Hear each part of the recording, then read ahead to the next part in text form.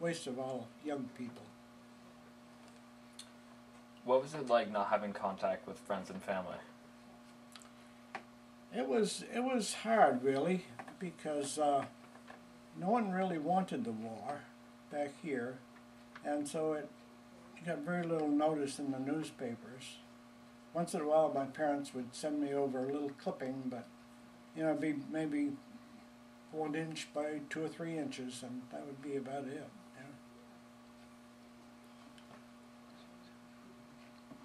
What was your exact job in the Marines? I was a squad leader, light machine guns, 30 caliber machine guns, air cooled. They call them light machine guns in those days. They're all different now. The newer weapons are put out a lot more firepower than we had. But like I say, it was mostly World War II stuff we were using. And sometimes if you called in for an artillery strike, some of the artillery wouldn't even go off. It'd be so old or whatever.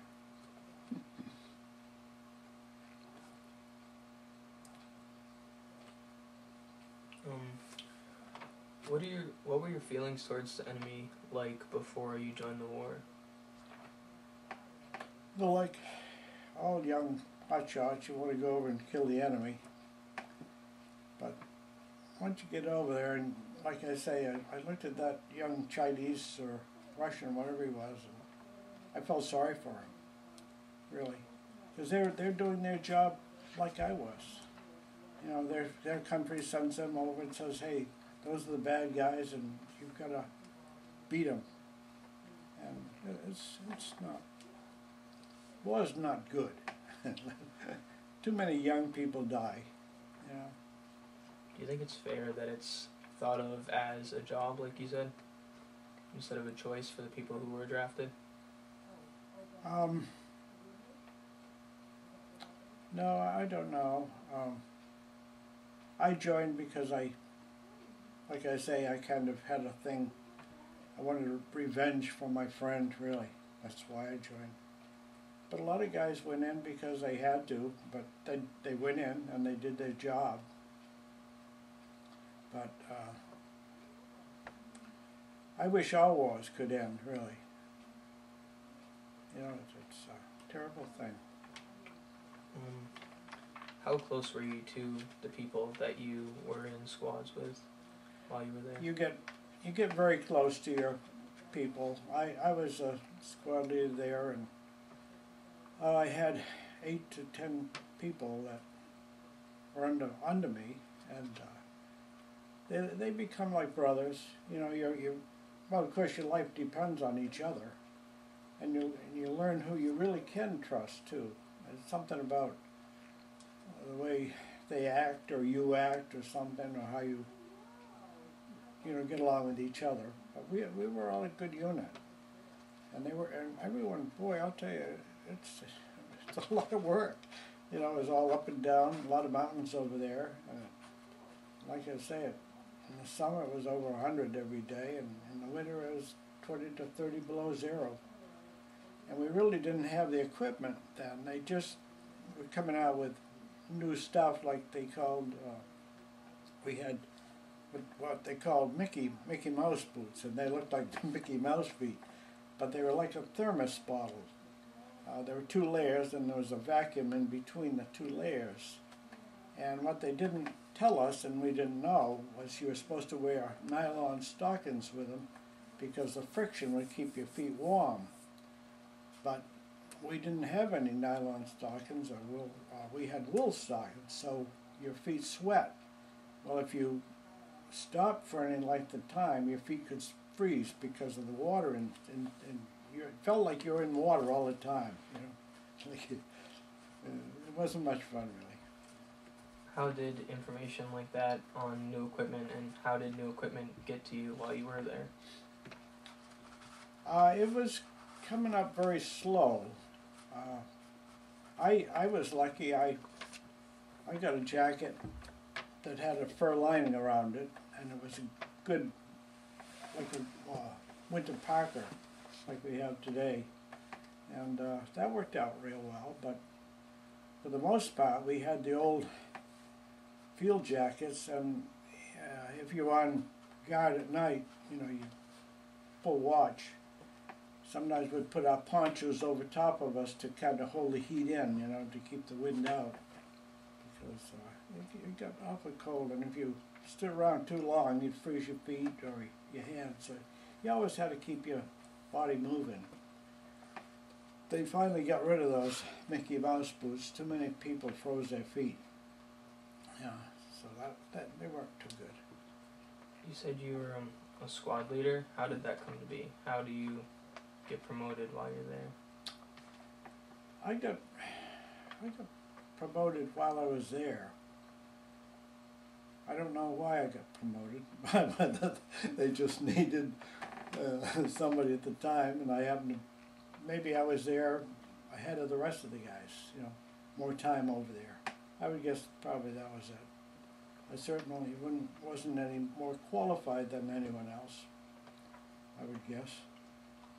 Once you were over there, after you decided to join, once you were over there, was it different than you thought it was going to be? Yeah, it was. Boy, that's rocky country, hilly country. Yeah, we landed, we went on the troop ship, General William Weigel there, and we ended up in Japan, and we stopped there long enough to get ammunition and supplies, and then they shipped us over to Busan, and we got on, they just put us on this train, a little narrow gauge railroad, and it had boxcars and straw in the bottom of the boxcars, and that's how we ended up going up to the front, almost to the front. Then they got us off the train and put us in on trucks. And then we went from there up to the front, and then they separated us into different units. Some went to 5th Marines, I went to the 1st Marines, and there was the 7th Marines, and the artillery was the 11th Marines. And, so only one time did I ever see one of the guys I went through boot camp with, and that was funny because we were getting ready to jump off, and this guy came through the line and said, "Anyone here from Cape Cod?" I mean, way over there in Korea. So it's a small world, really. And yeah, and there was a fellow named Kelly, Bill Kelly from Hyannis.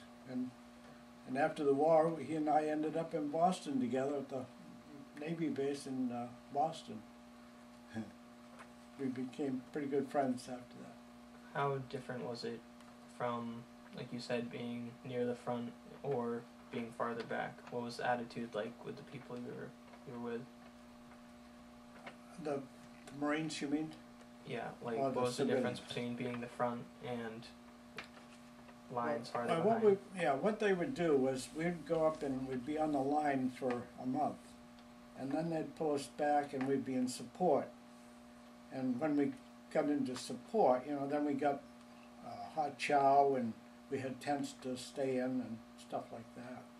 So it was a lot better, you know, when they pull you offline, because when you're online, sometimes you'd run out of water, and so you couldn't wash your face or anything. You know. So it wasn't much fun up there.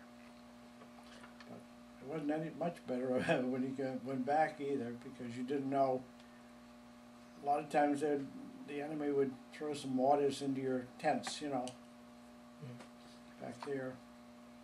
What's the first image in your mind when I say the word Korea? Korea. It's supposed to be the land of the morning calm. That's what it was called. That's what Korea was. The land of the morning calm. Korea was, I'm sure, when I was there, it was mud huts and rice straw roofs. Now I guess it's all real buildings, you know. I probably wouldn't know it if I went back. But the people were good, really. They were friendly, you know, because they depended on us, because a lot of us would give them our food to them. You know, after all, some of the food was so old, they used to put in 3 cigarettes in a little package. And you take the package off and it'd be dust. You make dust out of it. They were so old, and there'd be a chocolate cake in there, or a chocolate bar, and that would be white. And you couldn't eat that. It was pretty bad, some of it. I'm sure now it's completely different, so I wouldn't know what it's like now. But yeah.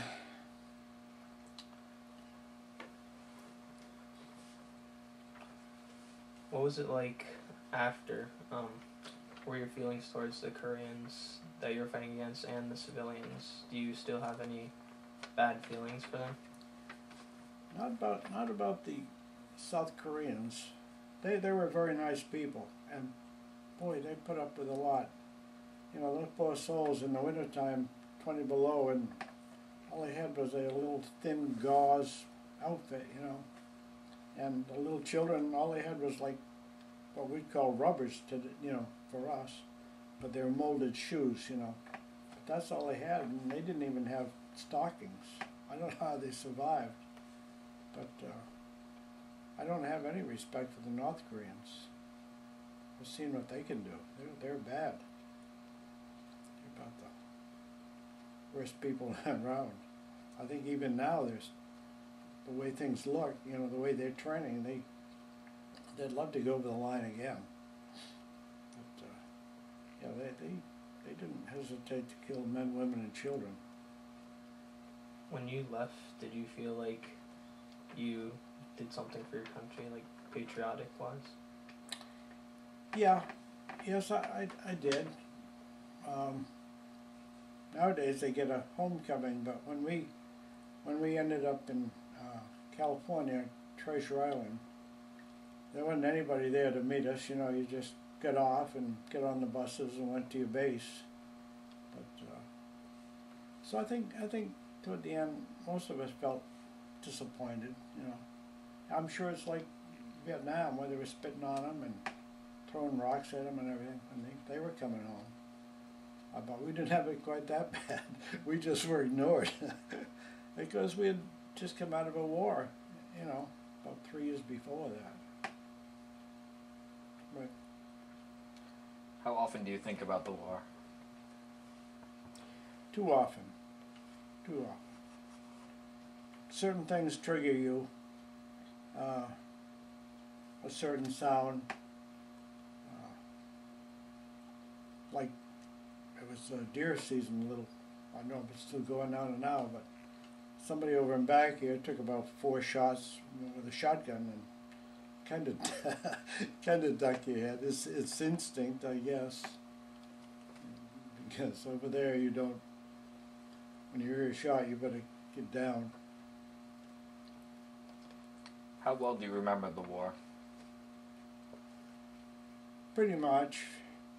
I'll never forget that young Korean or Chinese, whatever he was, face. He wasn't Korean. He had to be Chinese or Chinese Russian or something, because his face was too, you know, like ours.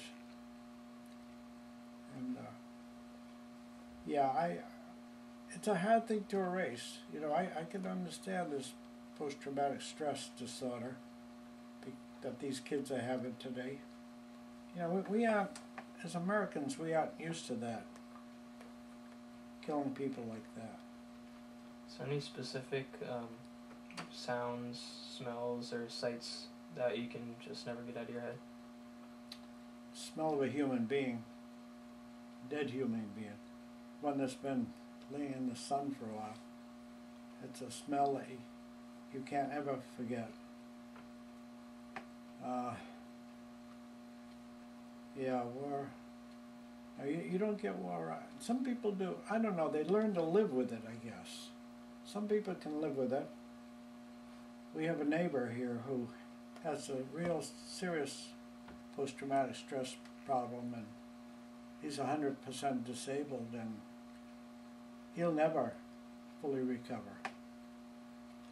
No matter how many pills they give him, you know, he's really tough. Too bad. Young man, too.